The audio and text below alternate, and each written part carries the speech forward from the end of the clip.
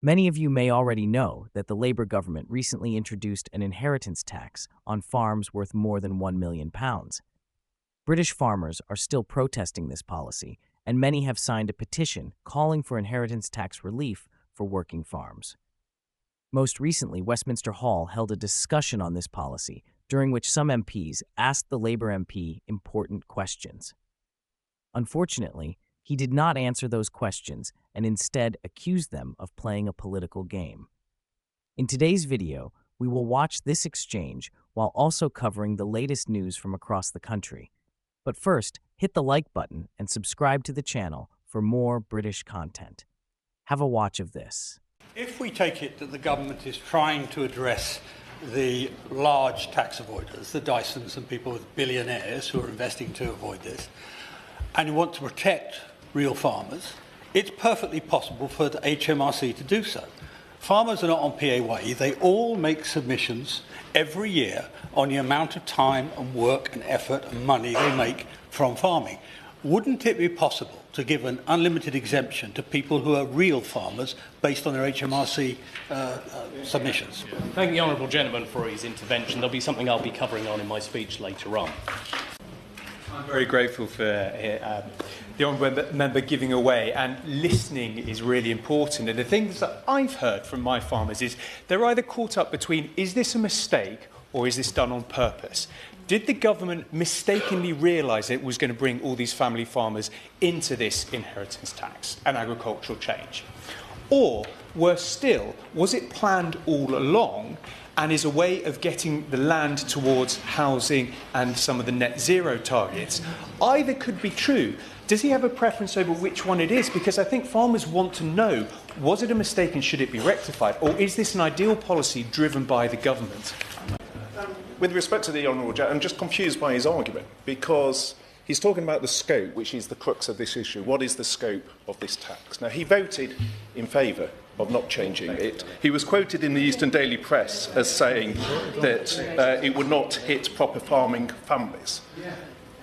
Is that his position, that this tax doesn't hit, quotes, proper farming families, or should the scope of the tax be changed? Because that is the crux of the issue.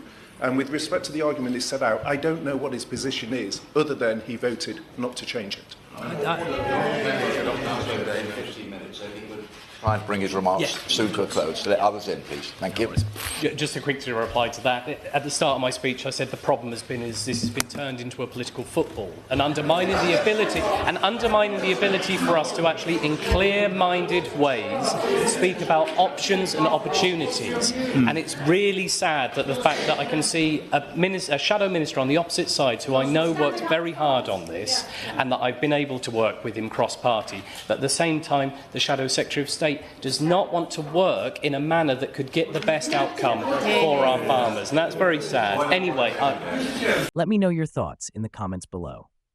In other news, Keir Starmer is facing yet another political firestorm, and this one could have serious consequences for his government. Questions are being raised over a key ministerial appointment, with accusations of a rushed vetting process and troubling connections to a major legal battle. As scrutiny intensifies, concerns over transparency and accountability are beginning to mount. Labour is facing backlash over claims that it rushed the vetting process for its new investment minister, Poppy Gustafson, despite her ties to one of the most complex fraud cases in UK and US legal history. A key watchdog group, the House of Lords Appointment Commission, HOLAC, was reportedly given less than 48 hours to review Gustafson's background before she was confirmed in her ministerial role last October, according to Politico. Gustafson, a former tech executive, was a senior employee and protege of billionaire Mike Lynch, the entrepreneur at the center of a decade-long legal battle with Hewlett-Packard, HP, and U.S. authorities, including the FBI. Lynch was found liable for financial fraud in the UK in 2022, but was later cleared of multiple fraud charges by a U.S. court. His legal saga ended tragically last year when he died in a yachting accident off the coast of Sicily, just 2 months after his acquittal. While there is no suggestion that Gustafson was involved in any wrongdoing, her name appeared dozens of times in court proceedings as a witness. Critics argue that the Labour government's decision to push through her appointment with minimal scrutiny raises serious concerns about transparency and due diligence. Richard Holden, the Conservative Shadow Paymaster General, strongly condemned the process, stating, "Appointing ministers and granting individuals a lifelong position in our legislature is a serious matter. This is not a process for Keir Starmer to play fast and loose with, especially when appointing someone who was involved in one of the biggest and most complex fraud cases in legal history that straddled the Atlantic."